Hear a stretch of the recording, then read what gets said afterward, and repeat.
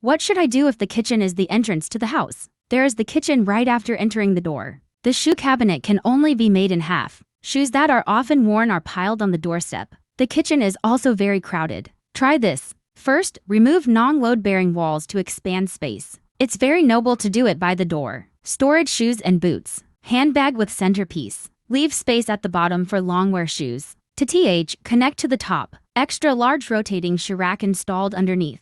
Can be stored on both sides. Don't be afraid no matter how many shoes you have. Close the cabinet door without dust. Third, the back side is also made into a high cabinet. Fourth, make a set of wine cabinets on the side. Easy to store drinks and tea leaves. Intermediate installation pipeline machine. Convenient to drink water and make tea. Fifth, design the bar on the other side. Built-in microwave countertop.